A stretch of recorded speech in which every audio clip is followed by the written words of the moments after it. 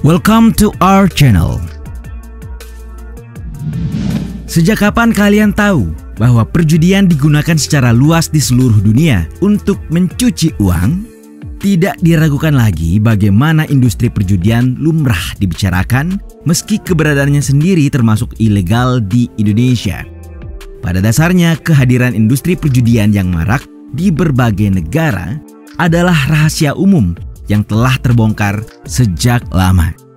Namun, kita mungkin luput dari fakta bahwa perjudian yang secara luas digunakan di seluruh dunia untuk mencuci uang atau money laundering menjadi sisi gelap dari praktik ini.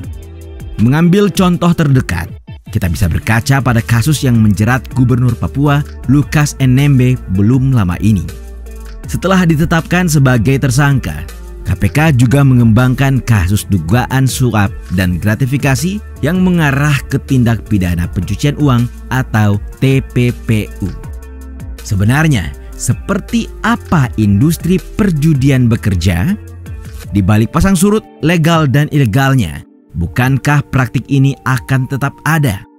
Sadar atau tidak, dari pertanyaan tadi kita mungkin akan membuka mata, sampai pada akhirnya kembali memikirkannya.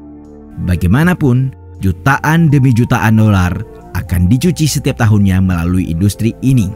Alih-alih keluar sebagai pemenang, sistem mereka hanya membuat orang kehilangan lebih banyak, dan itu tidak hanya tentang uang.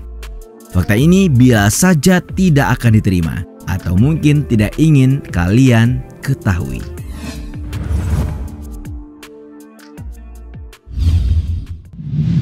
Pertama-tama yang mesti kita pahami, industri perjudian tidak akan ada kecuali jika bandar atau kasino memiliki pemahaman yang lebih baik tentang peluang daripada pemain. Itulah fondasi di mana industri ini dibangun, sekaligus menjadi tawaran yang membuat pelaku perjudian memasuki ranah kesadarannya. Mereka lalu bertaruh dan percaya bahwa bisa saja bandar dikalahkan. Jika tidak dengan penilaian, maka itu lewat keberuntungan. Rob Davis melalui The Guardian melaporkan kerusakan manusia yang disebabkan oleh industri perjudian selama 6 tahun. Mulai dari anak muda sampai orang tua, keputusasaan hingga keinginan untuk bunuh diri merupakan akibat dari kecanduan judi.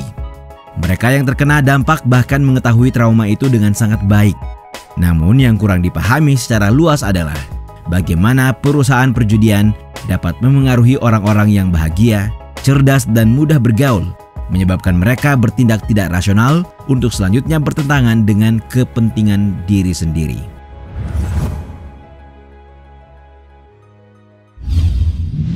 Produk perjudian manapun memanfaatkan seni mengerikan untuk memasuki jiwa kita. Mereka menggabungkan kesederhanaan konsep dengan kecerdikan eksklusi untuk mendorong kita menuju pilihan gelap. Titik awalnya adalah memahami bias kognitif. Manusia pada dasarnya tidak rasional, yang terkadang salah menilai realitas berdasarkan persepsi yang salah terhadap sesuatu.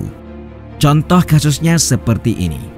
Kecintaan atau dukungan seseorang terhadap sepak bola menghadirkan keyakinan bahwa firasat tentang permainan lebih dapat diandalkan. Sementara di sisi lain, optimisme akan memberitahu kepada penjudi bahwa meskipun harus bertaruh demi banyak peluang, nasib mungkin telah memilih untuk mengacaukan peluang kali ini. Mantan dealer kasino dan staf keamanan Sal Pesente mengatakan beberapa permainan lebih buruk daripada yang lain, di mana banyak dari permainan dirancang agar pemain tidak bisa menang. Hal inilah yang menyebabkan para pemain harus menyadari bahwa mereka harus menjauh dari permainan tertentu. Sebagaimana rilis yang dibagikan Fox News, kasino juga dirancang agar pengunjung lupa waktu dan menghabiskan lebih banyak waktu di tempat itu. Kita mungkin mendapat makanan gratis seharga $20, namun sadar atau tidak, kita akan kehilangan $200 setelahnya. Kasino juga dirancang tidak memiliki jendela dan jam pada dinding agar orang-orang di dalamnya bertaruh selama mungkin tanpa mempertimbangkan waktu. Belum lagi dengan kehadiran gadis-gadis penari yang kesemuanya seakan terangkum dalam satu tujuan, yakni kita akan terus bertaruh tanpa mempertimbangkan waktu.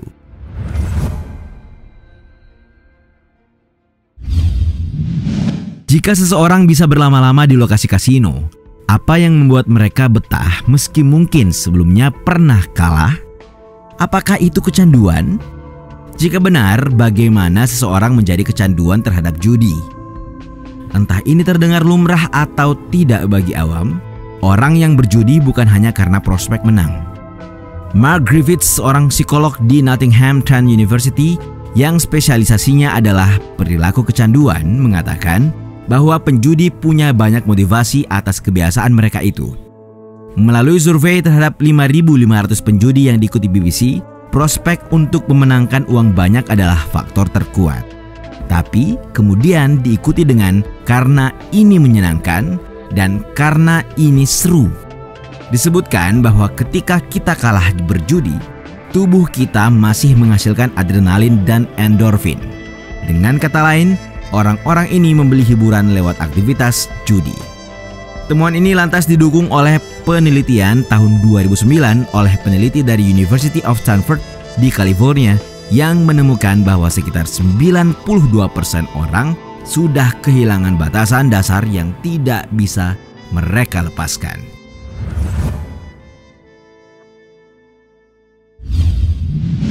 Tidak hanya dari diri sendiri. Nyatanya perusahaan-perusahaan perjudian juga punya andilnya tersendiri. Salah satunya dengan membuat penjudi berpikir bahwa mereka yang memegang kendali. Jose Perales, seorang profesor di Pusat Penelitian Pikiran, Otak, dan Perilaku di Universitas Granada di Spanyol, menunjuk bahwa ada berbagai jenis ilusi kontrol yang berkaitan dengan ini. Misalnya gagas kekuatan di luar diri sendiri, seperti doa atau tahayul sederhana. Demikian juga keyakinan pada kemampuan sendiri yang berhubungan dengan naluri.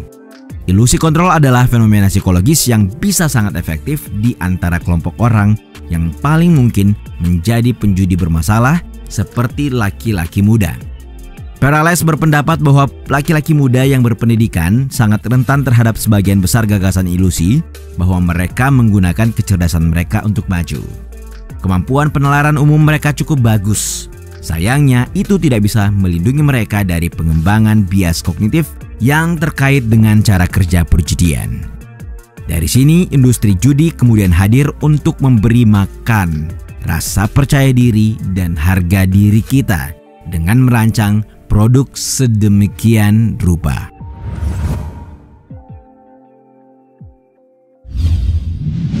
Menyambung dari pembahasan sebelumnya, ada juga yang namanya menyamarkan kekalahan sebagai kemenangan. Maksudnya, dalam satu waktu, industri perjudian membuat kita berada dalam situasi yang menyenangkan, padahal sebenarnya kita telah kalah banyak. Perusahaan perjudian memiliki insentif untuk memastikan kita tidak khawatir meski terus-menerus mengeluarkan uang. Biasanya mesin mungkin menyala dengan musik dan lampu yang sama untuk kemenangan. Semacam kerugian yang disamarkan sebagai kemenangan. Psikolog spesialis perjudian Dr. Steve Sharman mengatakan bahwa lampu dan suara menjadi satu-satunya umpan balik yang didapatkan. Jadi, jika tidak ada perbedaan antara umpan balik dari kemenangan dan kekalahan yang disamarkan, itu cara cerdas untuk menipu sirkuit neurologis. Faktanya pada tahun 2020, Komisi Perjudian membentuk kelompok kerja untuk mencari cara membuat slot dan produk lainnya lebih aman. Salah satu hasil dari proses tersebut adalah musik bahagia yang menyesatkan serta efek visual yang dapat menyamarkan kerugian sebagai kemenangan dihapuskan.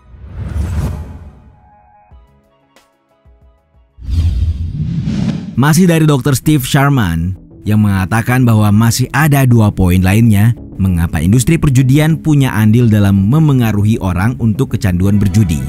Pertama, orang-orang merasa lebih buruk ketika mereka hampir celaka daripada ketika ada celaka besar. Di sini, seorang penjudi secara alami jauh lebih mencari risiko dengan uang yang mereka menangkan daripada dengan uang yang mereka bayarkan.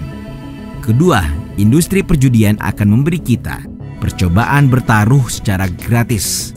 Saat itu orang-orang mungkin beranggapan itu adalah peluang.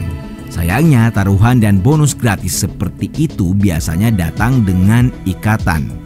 Pasalnya, taruhan terkadang harus digulirkan berkali-kali sebelum dapat ditarik. Efek ini kemudian membuat seluruh proses itu terasa seperti perjalanan gratis. Alhasil orang-orang tadi akan terbiasa berjudi dan kemungkinan akan kembali lagi dengan biaya sendiri.